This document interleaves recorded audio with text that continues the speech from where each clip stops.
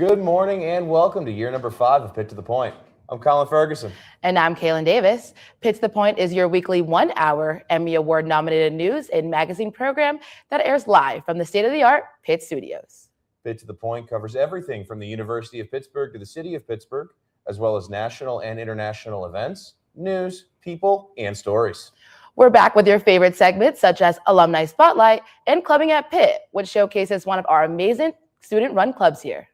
We'll feature stories from our incredible University of Pittsburgh regional campuses and tell you the top headlines from our neighborly journalists in arms, the Pitt News. And we'll be joined live by our affiliate college and high school partners and their student anchors who will tell you what's going on in their schools and their communities. Now, we're statewide from Pittsburgh to Lancaster to Philadelphia. And of course, we'll bring you the most up-to-date news from the world of politics, sports, business and technology, medicine, and entertainment in the city of Pittsburgh and at the University of Pittsburgh. Earlier this morning, the U.S. Senate unanimously approved funding for most of the Department of Homeland Security, except for Immigration and Customs Enforcement, ICE, and part of Customs and Border Protection. The agreement would fund other Department of Homeland Security components, such as the Transportation Security Administration and United States Coast Guard, but the House will still need to act before funded agencies within the department can reopen. Although the bill passed by the Senate doesn't include funding for ICE and Border Patrol, Republicans have already made provisions to fund those agencies as part of their massive domestic policy package last year. The 42-day standoff over funding for DHS withheld pay for thousands of TSA agents and other DHS workers, causing major travel delays and scores of missed flights nationwide. Earlier this week, President Donald Trump had introduced a solution to the widespread absence of TSA agents who opted not to report to work due to the aforementioned government shutdown. Immigrations and Customs Enforcement agents have joined the TSA employees who were still reporting to work within airports all across the United States, including right here at Pittsburgh International. ICE agents in the Pittsburgh airport have yet to join TSA workers at security checkpoints as they still undergo the training process, one that typically takes 4 to 6 months. The plan for ICE agents is for them to man the entrances and exits to the airport and check passenger documents as they enter security lines.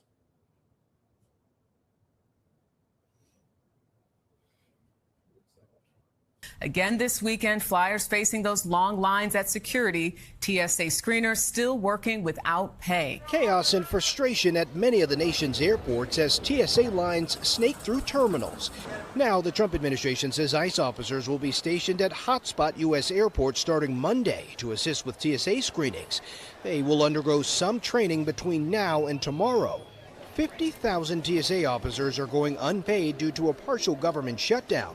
Lawmakers at an impasse to fund the Department of Homeland Security. Today, the president of the union that represents TSA officers slammed the idea of ICE at airports, saying TSA officers deserve to be paid, not replaced by untrained armed agents who have shown how dangerous they can be.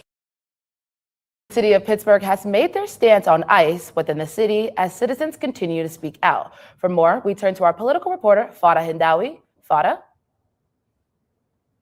Here's an alliteration. A movement can only maintain its momentum by mobilizing the masses. By occupying religious venues or informing businesses on their important positions when it comes to immigration reform, here's how local advocacy groups are expanding their reach when it comes to monitoring ICE activity here in Pittsburgh.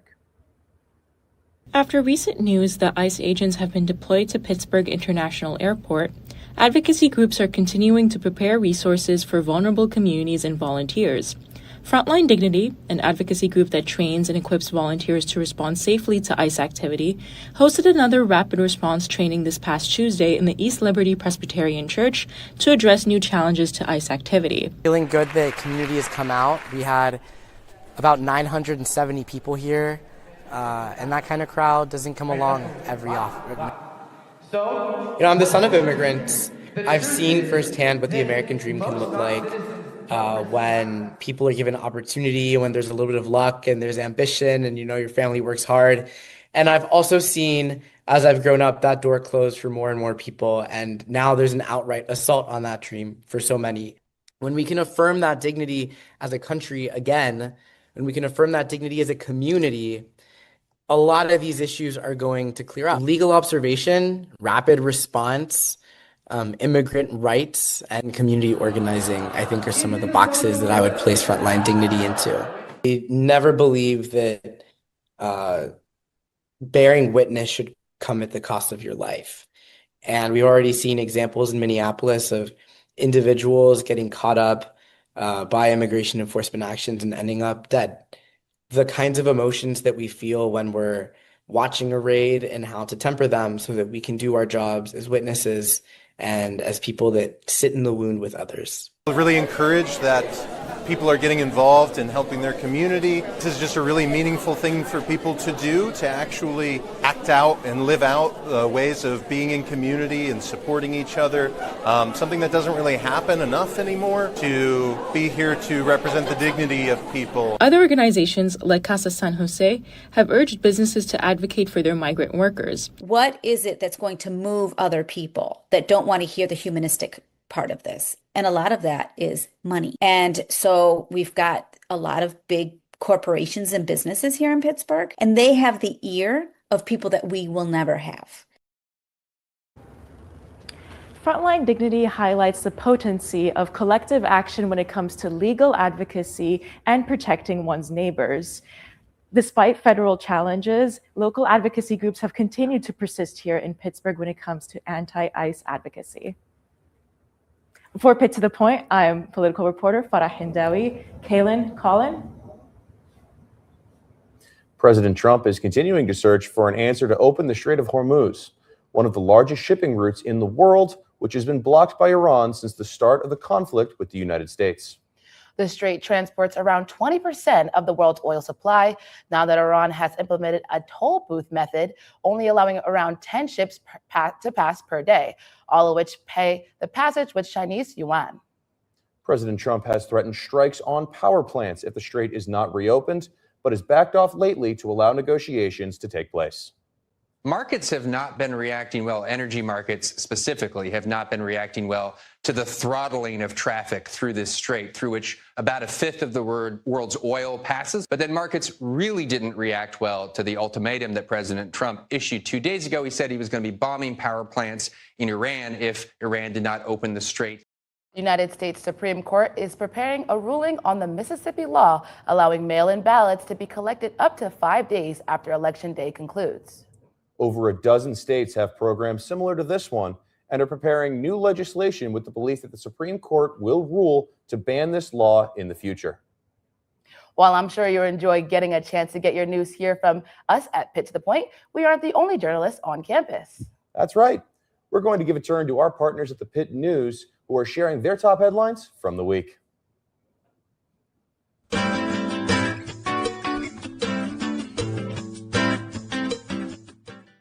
This week, students scrutinize South Oakland through pit patties and rating their landlords. To find out more, we turn to the student perspective at the University of Pittsburgh, the Pitt News, and their top headlines. Pit patties, or Pitt student celebration of St. Patrick's Day, brings shamrocks, gingerwigs, and darties throughout South Oakland. But this day doesn't always bring the luck of the Irish. Last year, a porch roof collapsed on a crowd in Semple Street lot, injuring students above and below. This year, students shared with the Pitt News their fears from that moment, stating that celebrations of the holiday could change. Now, as Pit Patties has ended with no big incident, one can only wonder if these reflections made a difference. But these partiers are not the only ones scrutinizing their South Oakland lifestyle. Students living off campus have a new way to share their renting experiences. The Renters First Ad Hoc Committee from Pitt Student Government Board launched Rate Yin's Landlord, a website for students to anonymously review Oakland landlords. The committee hopes this project will increase renting transparency for students and continue for multiple years. Thank you to Amanda Buckman and Jamise Platt for their reporting. And for more on South Oakland shamrocks, housing happenings, and the student perspective on the world around us, check out the Pitt News. There are hundreds of clubs here on Pitt's campus that take part in all kinds of activities. Today, we're highlighting the urban planning and complete streets clubs who are going out of their way to learn about the neighborhood we all live in. We're Pitt and Oakland's transportation advocacy group, specifically focused on trying to make it more convenient for people using public transportation, people walking, and people biking to get around safely and conveniently as possible. Oakland's got a lot of stuff going on, and so trying to make it safer for all of those individuals is super important for us. With the work we've done recently, we did a lot of advocacy up on Terrace Street in front of the Peterson Event Center for individuals who are killed in instances of traffic violence. In the past 3 years, there has been someone hit and killed. Right now, our main initiative with Urban Planning Club is 8th Street Safe Crossings initiative. So we did a lot of work last year with Oakland Planning and Development Corporation and Bike Pittsburgh, and we're continuing that work to collect data and public feedback about what people like about the street, what they don't like about the street. Most of it is people don't like the street, whether you're walking, biking, or driving. So we're doing a lot of work to collect data and present it to decision makers at City Council and Department of Mobility and Infrastructure to try to fix that street. So we started the club because we noticed that the department wasn't giving us the resources that we were looking for, such as interviews with urban planning professionals or resources for internships. So we decided to take that in our own hands, and a couple students started it, and we just started reaching out to people to come talk to us, and we've created a name for ourselves. That's this Saturday.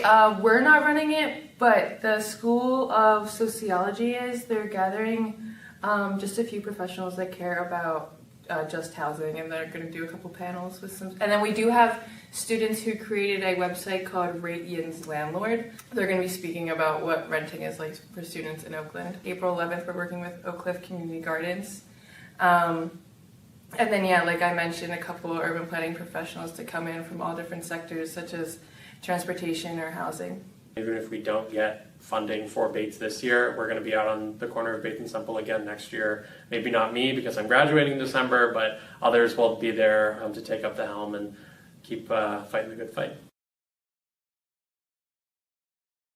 You know, Kaylin, today may be our last show as anchors, but don't worry, we are just getting started with a fun-filled program for all. Stay tuned for an exciting interview with John Dellaverson, 2 visits from our college and high school partners, and many sports updates. And that's just scratching the surface. Be sure to return right back to Pitt to the Point.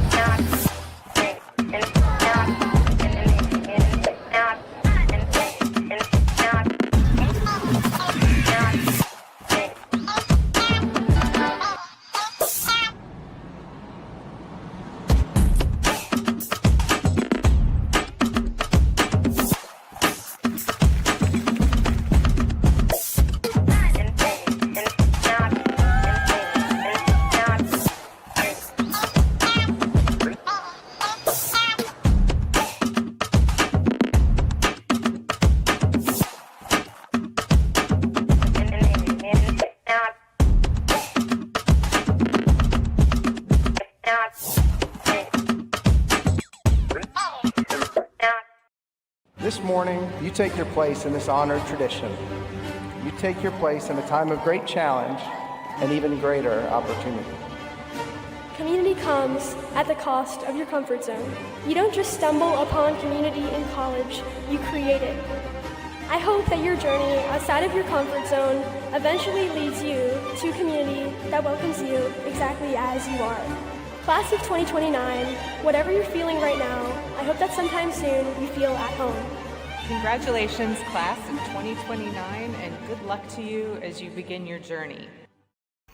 What if you had over 30,000 big thinkers and believers behind you in a city connected to everything? Well, you'd probably find yourself doing something truly incredible.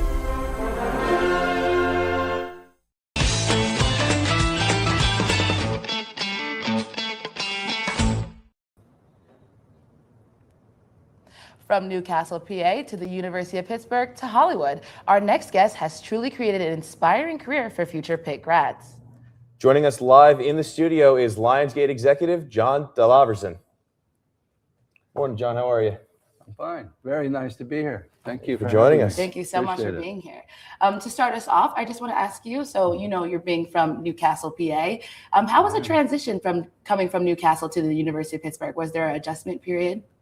There was a fairly enormous adjustment period because Newcastle is a small town in western Pennsylvania, and then even smaller than Newcastle are the townships that surround it: Shenango, Zelienople, Union, Mohawk, etc. And I grew up in Shenango Township. I'd always thought as a child somehow it was named after the famous and fierce Shenango Indians.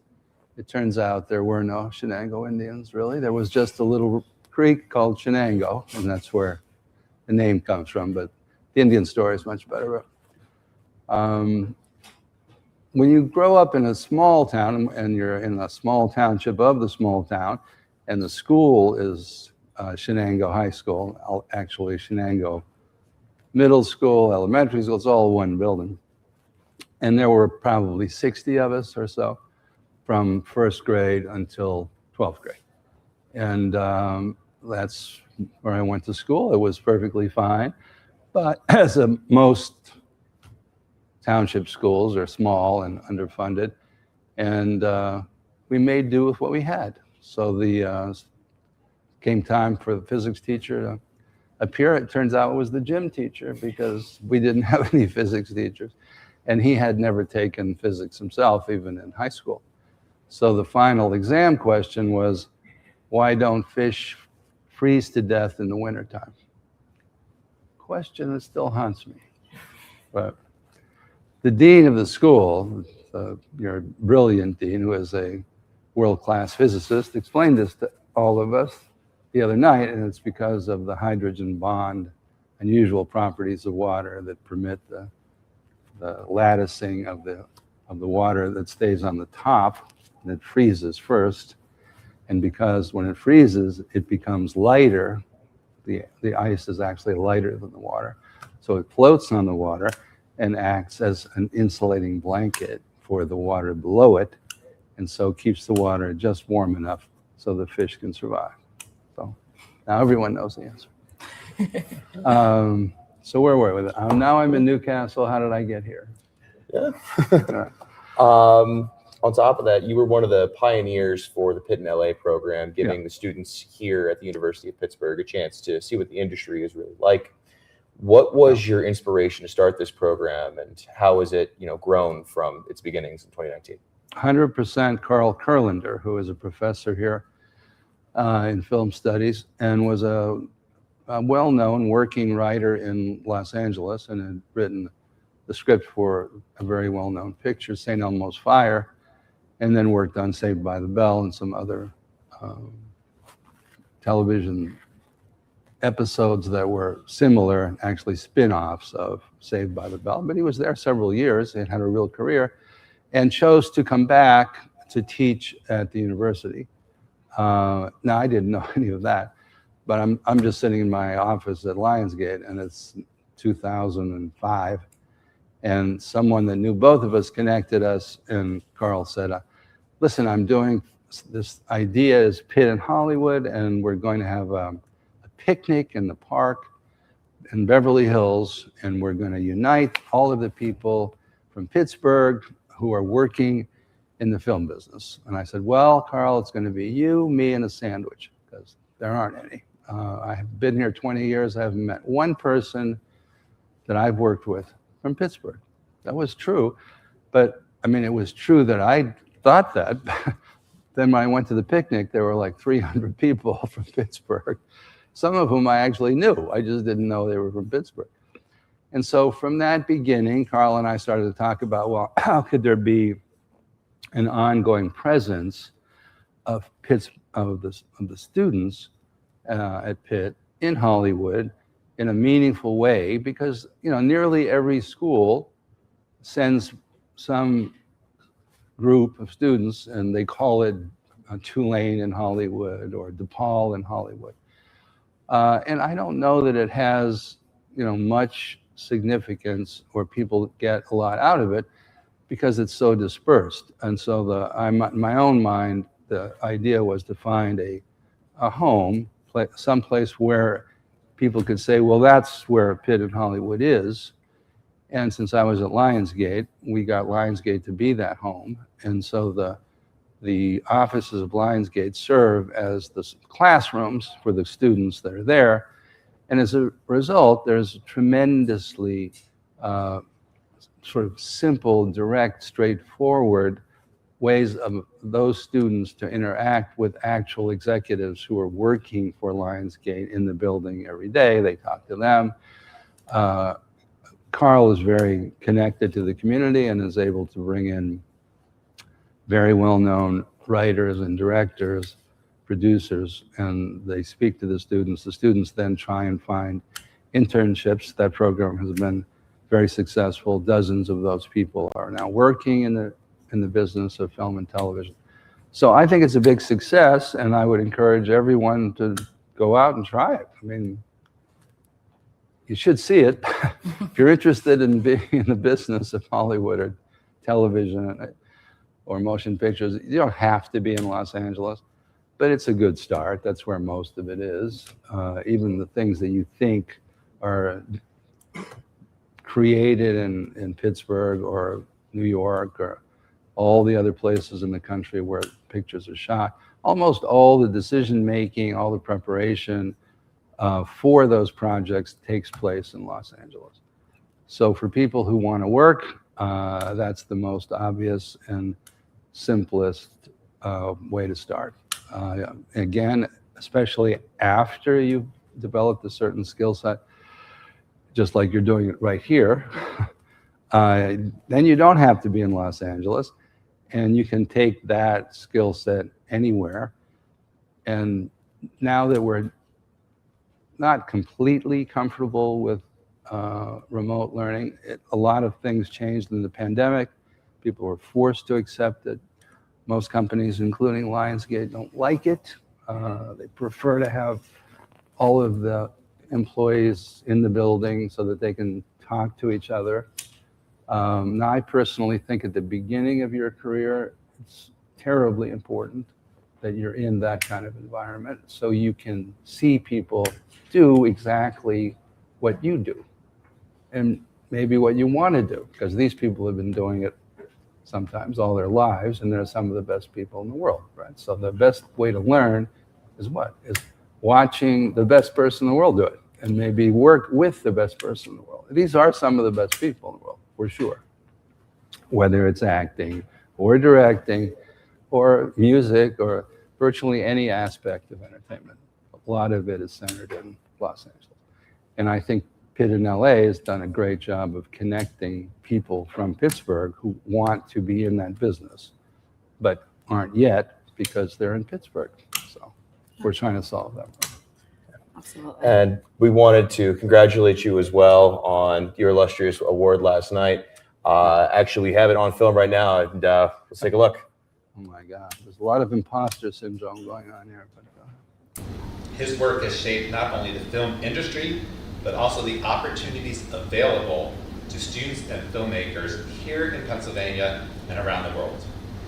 Please join me in congratulating John, inaugural recipient of the Film and Media Studies program's Distinguished Alumni Award.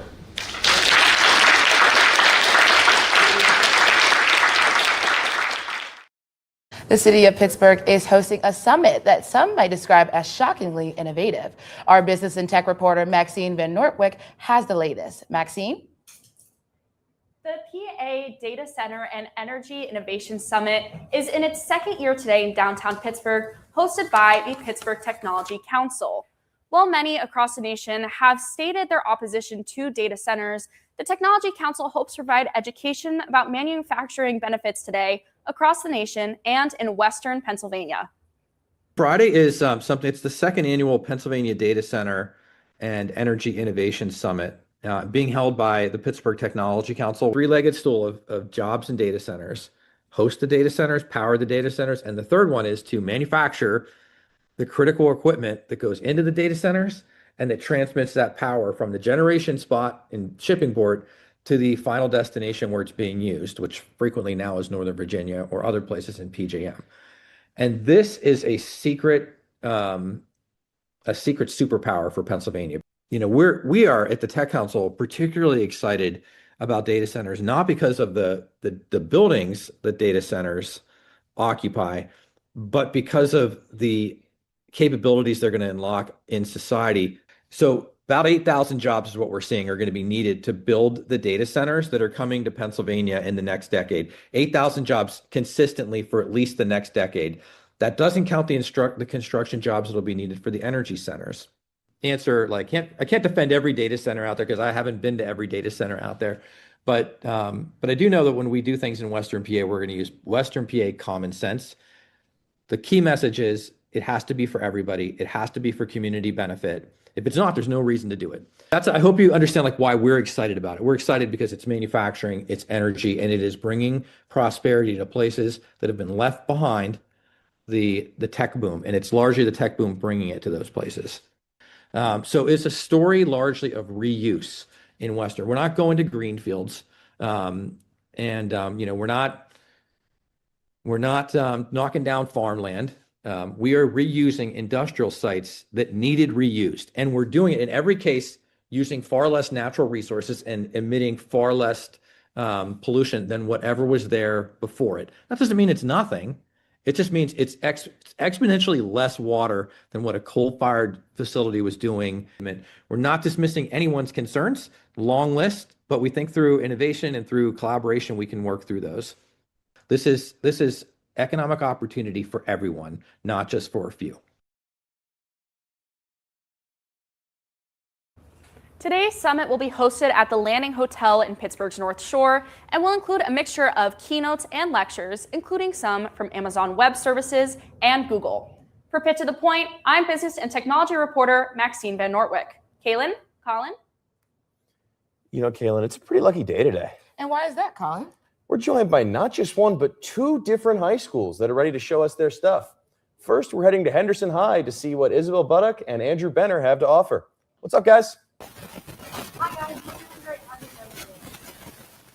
We're doing great. Well, marching band season may be over.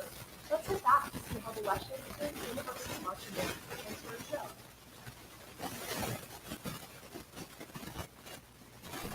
Every September, the College Marching Band Show is held so the best marching bands in the PA region can perform for one another. It is one of the many performances on the Westchester University Marching Band schedule, but this is one of their favorites. A lot goes into the preparation for this performance. The band rehearses 3 times a week for 2 hours. Before the show, they warm up. The band splits up into sectionals while the color guard does their flag and rifle routines. Then, the color guard puts together all of their props. Well, I think my favorite event is the one that we are currently at, is the Collegiate Marching Band Festival. It's just so cool to see a bunch of college bands all together in one place with all the support from everybody. So I think that's my favorite. My favorite part about being a drum major is definitely getting to work with the whole band as well, making connections outside of this marching band as well. You know, being the face of the band is really cool as well. Also having a really loud band playing right at you is super amazing. It's hard to believe 300 people are playing at the same time, and you get to start and stop that, so yeah. After getting warmed up, the band is ready. They all move to the field and watch the band before them perform. Once on the field, they perform their show. Then, they head back to Westchester, still feeling the high of performing for such a big audience. The marching bands have worked really hard for the festival. Colin, Kaylin? Thanks, guys. Now we're turning to part 2 of our high school friends. That's right. The Golden Knights at Bayard Rustin High are big into the showbiz, and Braylon Sylvester and Lauren Calabria have the scoop. Good morning, guys. Morning. Thank you so much for having us. Here at Rustin, we just finished our high school musical, The Secret Garden. Our cast put on a wonderful show, but what the audience doesn't know is what goes on behind all the hard work that goes on behind the scenes. The Rustin High School Theater has been performing shows since 2008. Uniquely, this department has a fully student-run stage crew. Unlike many other schools who would hire a set of adults to build a set, this crew handles it all. its own power tools, running its lights, managing scene changes, and so much more. Although having students independently manage themselves brings on its own set of unique challenges, upperclassmen, also referred to as crew leaders, finding a balance between teaching underclassmen and getting their own work done. I feel like there's only so much like basic skills you can teach them, like drilling, how to use the saws, like terminology, where we keep stuff. And then I think everything else is kind of up to experience. So like I feel like with the more shows you do, just because some things are very specific, like it's not something we might think of to teach right away. So because of those specific instances, I think experiences help, and then you can use those experiences to solve problems when they come up in later shows too. Through experience and practice, the crew's been able to continue on this way, passing down skills and teaching the next generation how to operate, learning skills that can be applied to life outside of the classroom. It's clear the crew puts in a lot of hard work and effort, and I can't wait to see what they do next year. Back to you guys. We've had so many amazing stories already, and we aren't even halfway through today's show. There are still updates on an award-winning Pitt volleyball player, Pitt Pro-Day, and technically the second alumni spotlight of the show. Don't forget NFL draft information and a trip to our regional campuses. We'll be back here on Pitt to the Point.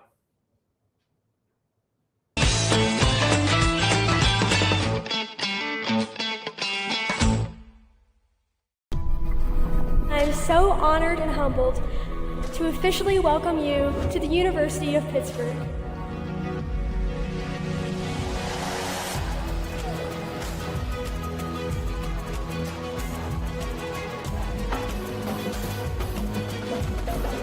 Never in our 238-year history has a Pitt education been so much in demand.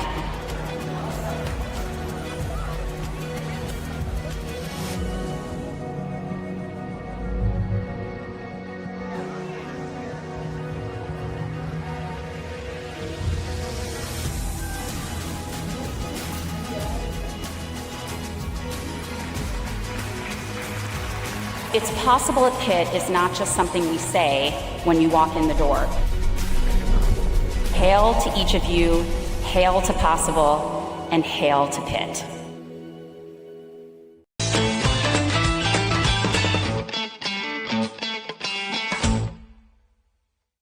For tuning back in to Pitt to the Point. Happen to watch a story that piques your curiosity? Want to find more about what's going on in Pittsburgh? Visit our website.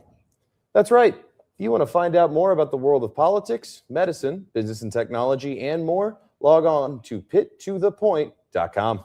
Not only can you see clips from today's show, but you can also read about the topics that interest you and more. Check it out at pittothepoint.com. A bipartisan pair of U.S. senators have introduced a bill to ban online sports betting on predictions apps like Kalshi and Polymarket. The bill, titled the Prediction Markets Are Gambling Act, argues that online trading markets are unregulated and high-risk gambling that leads more often to addiction and manipulation instead of economic forecasting. In response, the platforms have vowed to ban athletes and officials from trading to prevent insider issues. Us at Pitt to the Point would like to welcome Pitt women's basketball news head coach, Robin Harmony. Harmony comes to Pitt from the College of Charleston, where she had 122 victories and 2 back-to-back 25-win seasons, becoming the winningest coach in their program's history. Harmony's official welcome will take place at the Peterson Event Center later today at 1 p.m. Congratulations, Robin. Yesterday, 15 Pitt football players were tested on a plethora of skills during Pitt Pro-Day. Our City and Pitt sports reporters Ryan Tarabokia and Natalie Fogel have the story. Ryan, Natalie? Every year, collegiate teams from across the country host players who are draft eligible for Pro Day to test their athleticism. Natalie and I had the chance to be there. Seeing these players prepare for the next level, the time these players have spent playing in Pittsburgh shows that their connection to the city is beneficial for the big day. I'm Ryan Tarabokia. And I'm Natalie Fogel. Today we are here at the Rooney Sports Complex for the University of Pittsburgh's Pro Day. Pro Day highlights all of the Panthers who could be drafted in this year's NFL Draft. Athletes will be tested on both their physical attributes as well as their positional skills. Each player will be tested and evaluated in multiple different events, like the vertical jump, broad jump, 40-yard dash, pro shuttle, and 3-cone drill. Then they will be tested with drills specific to their individual position. It gave me the great position to be whatever the defensive coordinator want me to be at the next level. Like, I'm in the beauty of the eyes of a beholder, so I could be a linebacker, as you can see. A lot of people see me as a safety. Like, I could be anything. All I know is at the end of the day, I'm going to be me, I'm going to be a football player, and most importantly, I'm going to be a Shark. So I'm going to carry that confidence and that ability to translate to the next level. I feel like I'm just, an aggressive offensive lineman, someone who's going to work hard and know that, there's always room to improve. So work on technique. Pass pro is something I'm always working on. So I'm just ironing out those details, taking set after set, and just, continuing to work on that stuff. For many Panthers, this event is their motivation to continue to train once their season has finally been completed. From January, for instance, after the season, I've just been training, trying to perfect this day. I take football very seriously, and today was the day I really wanted to just showcase what I could do to NFL scouts, so I could just have an opportunity to achieve my dream. Sure, I always bet on myself. I always thought I'd make it up here one way or the other, but yeah, it's a good experience. A dream come true for sure. Yeah. It's a good thing, to get the testing over with. It was a lot of anxiety going into it, waking up at 3 in the morning, chest on fire, just thinking about today. But at the end of the day, we're blessed to be here, so I really enjoyed everything about it. I love football. I love the fact I got the opportunity, to finish my career here and do, what I do best, and that's put on the show for the Scouts. Pittsburgh is known as a football city, and Pro Day reminds fans why people stay in state to play the game that they love. It's been my best year yet, and I've loved it here, playing in state. I'm from PA. Coach Narduzzi, a great coach, my favorite coaching staff overall. Strength coach and nutrition was awesome. Everything that Pitt provides really just makes you a better athlete. Despite the Pitt Panthers and Pittsburgh Steelers sharing facilities, the two teams don't overlap much. Pro Day is a great experience for these players to see Pittsburgh in a professional setting, with Steelers GM Omar Khan present at the Pro Day today. Oh, it was definitely great. I'm already used to familiar with the whole area already, but I've never been on that side, so just being to that side and seeing all these new coaches and just talking to my linebacker coach, it all was just a great time, and just seeing from the other side, they do actually pay attention to a lot of Pitt players and show love to us that I never really noticed back when I was just focused on the next college football game. It definitely it's a good thing to notice. Okay. NFL scouts were in attendance today, and now that we've seen how the Panthers have performed, Natalie, what does this Pro Day mean for the city? So Pro Day is obviously helpful to the upcoming draft, but what's even easier about the draft this year is it's being held in the city of Pittsburgh. Obviously a city they're comfortable playing in, a pretty popular football city, and this event is really going to bring that to attention and let people know about that. The city's already preparing for the event, construction's happening, everyone's getting excited for the big day. I think anytime, any big event like that, whether it's college game day, which we had last fall, or this event here, there'll be 500 to 700,000 people in Pittsburgh, and they're going to be seeing signs for the Steelers and Panthers, and just kind of being around campus. Who knows what they're going to do while they're here during the draft, because they get all day to look around and see how great things are at the University of Pittsburgh. With the draft only 4 weeks away, some players are still trying to finalize their plans for the big day. My plans for the draft? I'm still figuring it out. I want to be out here. I want to be in Jersey. I'm just stuck in the middle right now. I got to call my mom after this to see where her head at. It's not only about introducing people to the city of Pittsburgh, but also bringing attention to the upgrades that have been made throughout the years, especially for people who may only know the city as the iconic Steel City. I think people, when they come to Pittsburgh, that many people that have never been to Pittsburgh before, because there's, how many 100,000? There'll be at least 200,000 people maybe that have never been to Pittsburgh before. And I think the city of Pittsburgh is beautiful. It's not like it used to be. Growing up in Youngstown, Ohio, in the little Steel City there, and then coming to Pittsburgh and visiting Pittsburgh. You used to clean your windows on your house one day, the next day you go out there, it was black soot. It used to be a dirty city, but I think Pittsburgh has reinvented itself. It's a tech city now. It's not a steel city anymore, even though we still have that steel toughness. But I think it's going to attract people to go, wow, I didn't know that. Anytime we bring recruits in and the families, wherever it is, that's never been to Pittsburgh, they're like, Coach, I had no idea. And I think that's the same thing, the same impression people get when they come here that have never been here before. It's a great opportunity for the City of Pittsburgh, but also football fans across the country to see our Steel City.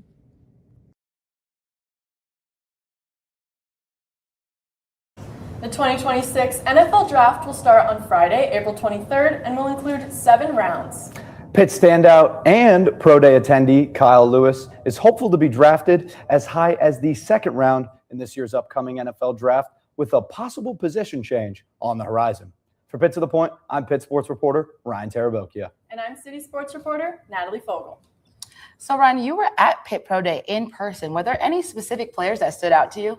Yeah, I think for me, Deuce Spawn really, he jumped out of the gym, 38-inch vertical, and ran an unofficial 4.37 40 at 6'5".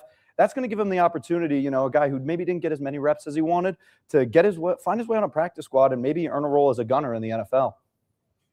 And Natalie, Pitt and the Steelers obviously do share a facility, and Pitt is not known for sending players en masse to the pros, but when they do, they are very effective at the professional level. Do you think that there's any sort of help that sharing a facility with the Steelers gives to these Pitt players to give them a leg up when it comes to professional football?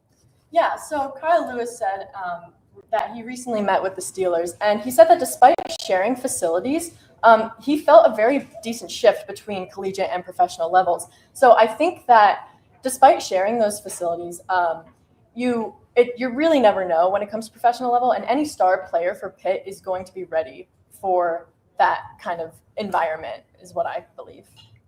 All right, thank you both. Speaking of sports, the NFL Draft is coming right here to the Steel City from April 23rd to 25th and is free to enter. The 2026 NFL Draft Experience will have a 3-day fan experience to participate in immersive exhibits and sponsor activations like taking photos with the Steelers' Vince Lombardi trophies. Kids will have games and clinics on the field at Acrisure Stadium, access to exclusive merchandise at NFL shops, and score autographs from current NFL players and legends at the autograph stage. The player appearance schedule will be announced on April 20th in the NFL One Pass app. If you haven't registered already, download the NFL One Pass app or register on NFL.com. For the 2nd straight year, Olivia Babcock has been named the Honda Sport Award winner for volleyball, announced by the Collegiate Women's Sports Awards. Babcock is the only 5th volleyball player in CSWSA history to be named a 2-time sports award winner. Today, we'll be highlighting a student from Pitt Bradford for his outstanding achievements. Our regional campus reporter, Audrey Biggs, has the story. Audrey? Senior baseball star at Pitt Bradford, Trent Bilek, has recently been named to the Lou Gehrig Community Impact Team. Only 8 other baseball players in the whole nation have been added to this team. I had a chance to talk with Trent on what this award means to him on and off the field. So I first found out, my coach called me to his office and he showed me the email, and he just had the biggest smile on his face, and he said he was so proud of me, and I was just very grateful. I just so grateful because I thought of all the opportunities that I've been given. As a Christian, we're called to serve others.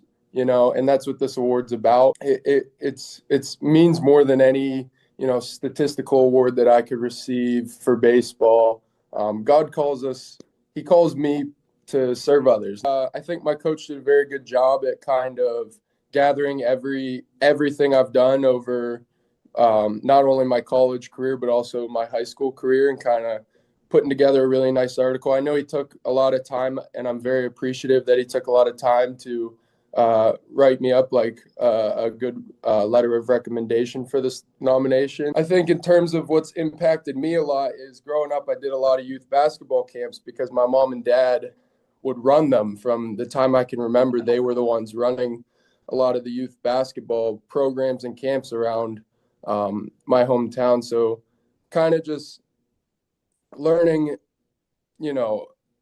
everything about being a good role model and a good coach, and how to just teach others, sports that you love. I think that in that way, it's those youth basketball camps were very, very impactful on me. I missed the whole year after I had shoulder surgery. terms of coming back from the injury, it definitely was tough. A lot of up and downs, a lot of days where you think you've pushed past some pain or some discomfort, and then it comes back 2 days later. I think in terms of just, my physical body in the game of baseball, I think my first 2 years of college, I thought I was Superman. I think the off the field stuff is so important, and I think that's something that I've had to learn in my college career, prioritizing the stuff off the field and keeping God at the center of my life. It's always very impressive to see how student athletes are using their platform to serve the community and to become a better leader, just like Trent is doing. For Pitt to the Point, I'm regional campus reporter Audrey Biggs. Kaylin, Colin. Thanks, Audrey. The NFL draft is less than 1 month out, and we've got the latest in the city's preparation effort. Not only that, but we're also looking at some fun and different food options here in the city. All this and more on Pitt to the Point.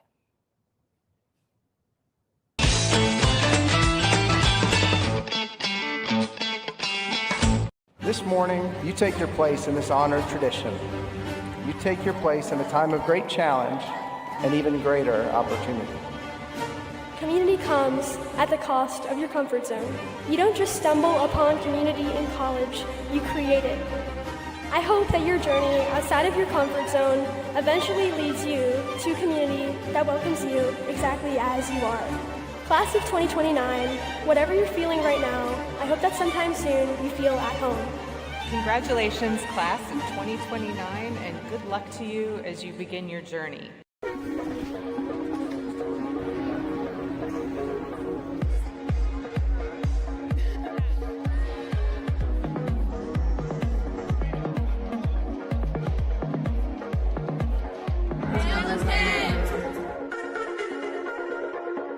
You're why we believe it's possible at Pitt.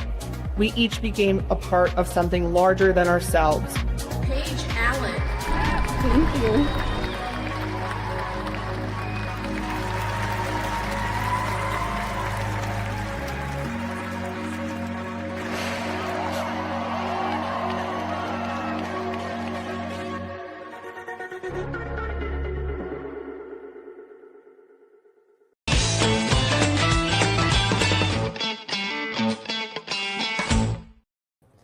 Welcome back to Pitt to the Point. Our Pitt beat reporter, Raketta Livingston, has got an outstanding package in the wings for you. Let's take a look.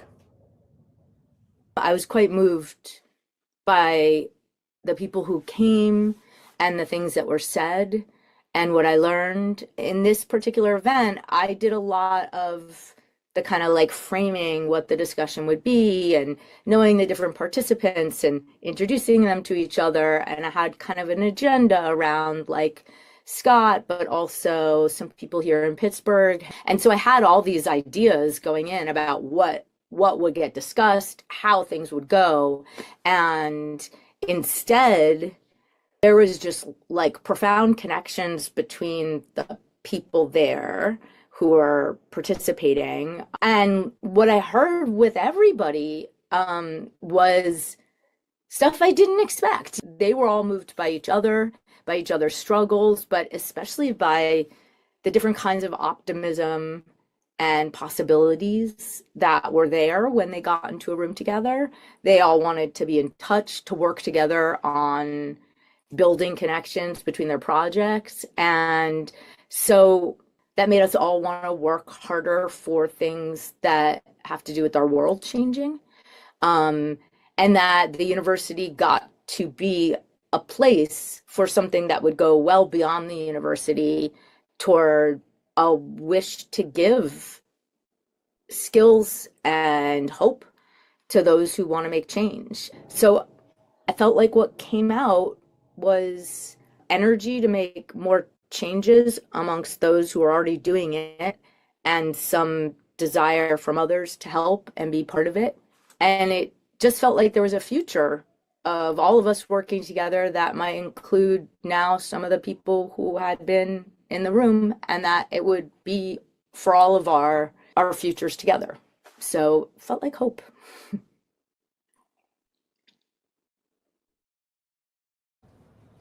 We're dedicated to giving you coverage leading all the way to the upcoming NFL draft, and our entertainment reporter, Morgan Arlia, has the latest on how some of the businesses are prepping for the big day. Morgan? With the NFL draft coming to Pittsburgh at the end of April, many businesses are preparing for the mass amount of customers they are about to have. The Pittsburgh Downtown Partnership is currently working on Project Pop-Up, where they place local businesses in vacant locations around the Pittsburgh area, including the Studio by Pittsburgh Candle. With the NFL draft coming to Pittsburgh, the Pittsburgh Downtown Partnership is working on Project Pop-Up to place local businesses in vacant spaces. Not only will this help revitalize downtown, but also help local businesses get their foot off the ground. So the business is the Studio by PGH Candle. It's the second effort by local candle maker Kayla Branca with PGH Candle. She expanded to a second location downtown. It is one of the only candle making, like DIY candle making bars in the city. We offer totally customizable candles, 50 different scents. We're at 12, 14 different vessels you could choose from, and that'll always be fluctuating. Opening the studio, it's honestly been kind of a whirlwind. It's only about 2 months now that we've had the keys to the space downtown. And Kayla applied for a grant from the Downtown Pittsburgh Partnership to be a part of their Project Pop-Up, which is a grant program that helps small business owners kind of put like boots on the ground and like open up a brick and mortar location. The program itself is pretty far expanding, but she applied for that grant and kind of got in on like the ground floor before they were doing a lot of media even. And she got the grant. And then essentially the way they work is Kate over Project Pop-Up. She kind of takes you around and like tries to matchmake with small businesses and landlords downtown. Regarding the draft, I mean, I'm hoping that we're going to see a lot of extra folks walking in the door. I know there's going to be a lot of people staying at the hotels near here. We've been kind of cross marketing with a lot of the like higher ups over at those locations, and I know at the Industrialist we're kind of talking with them. We're going to be in a sort of like welcome to Pittsburgh bag. Like we're going to have little like samples or gifts and coupons to get people to come down here. And again, it's like 2 blocks away, so people are going to be making a weekend or a long weekend out of it. We definitely fancy ourselves somewhere to spend a little time, you know, over those weekends, and to take a little keepsake home from your trip to Pittsburgh, you know. Besides the studio, many local businesses are planning ways to keep business booming after the NFL draft ends. For Pitt to the Point, I'm entertainment reporter Morgan Arlia, tossing to City Beat reporter Nick Bennick about another local business. Nick? Thanks, Morgan. Now, the City of Pittsburgh has a ton of different restaurants, but this one has more to offer than just food. This establishment mixes its vegan dishes with an in-house antique shop. So let's go down to the south side to take a look at the Zenith.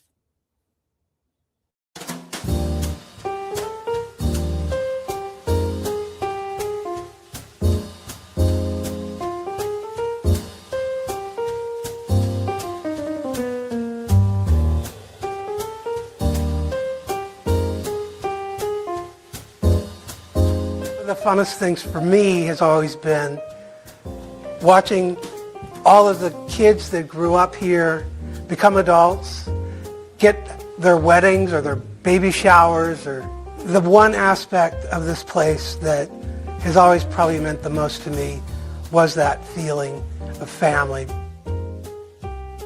Hi, I'm Robert Tricopler, owner of the Zenith on the south side of Pittsburgh. We've had the place for 23 years. Zenith has been around a long time. Back when we opened, there were no other vegan restaurants. We kept that tradition going. We still, in a lot of ways, keep the old traditions going. Like our menus start from scratch every week. We always tried to keep a variety of dishes so people had something to come back to. Because back then there were next to no places for them to go. We definitely enjoyed doing things like making the shrine. Obviously, one of the identities of this place is about no waste. Now, if I get something in the store, it doesn't sell.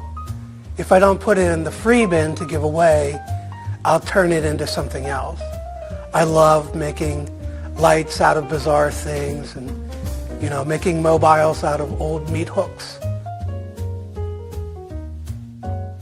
If these walls could talk, and I think about this a lot, and express all the things that have happened in this room over the years, all the pock holes and the nail holes and all of the thousands, literally, of pieces of art that have been on these walls and sold and gone elsewhere. There's a certain spirit to the place. To find out more about the Zenith's operating hours, you can find them online on their website. Just remember, it's cash only. For Pitt to the Point, I'm City Beat reporter Nick Bennick. Kaylin, Colin?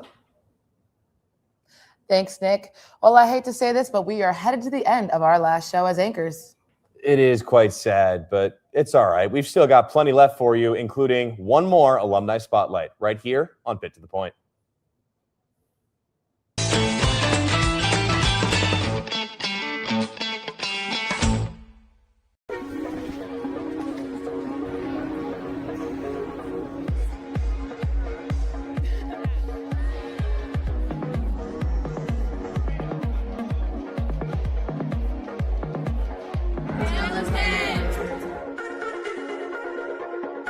You are why we believe it's possible at Pitt. We each became a part of something larger than ourselves. Paige Allen. Thank you.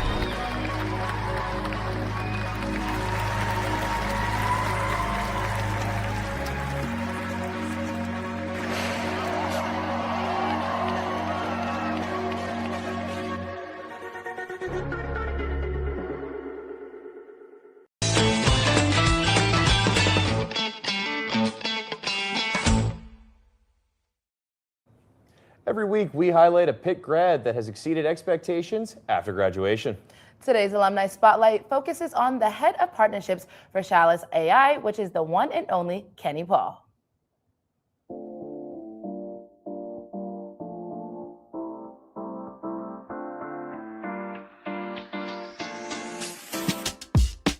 Phew, my time at Pitt was incredible. You get on campus, you're wide-eyed, really excited to soak up everything the campus had to offer. So I remember that first week, like looking at all the different clubs and things like that. I signed up for Pitt Rugby right away. I signed up for the Pitt News right away. Just being able to create bonds throughout every aspect of the campus life was so great. Coming out of writing, I wanted to stay close to sports, but put my business degree to work. And so today I'm the head of partnerships for Chalice AI, a modular AI company that builds audience models for the largest brands in the world. Coming out of 4 years of school, the conversation today is much different than it was 20 years ago or even 5 years ago, right? And you have the green grass as a student coming into the workforce to think about what speaks to you intuitively, and what excites you, and how you can really marry that with what's going to be like a part of making up the future workforce. There's a wonderful Pitt community, but that community only gets built by getting out of your comfort zone and connecting with people on campus. My advice is to really dive into curiosity, getting outside of your dorm or your apartment on Dithridge or Atwood, and finding some in the calendar invitations and events that are outside of your comfort zone, and just show up, because I think that's where the magic is for learning and building out your network and friend group.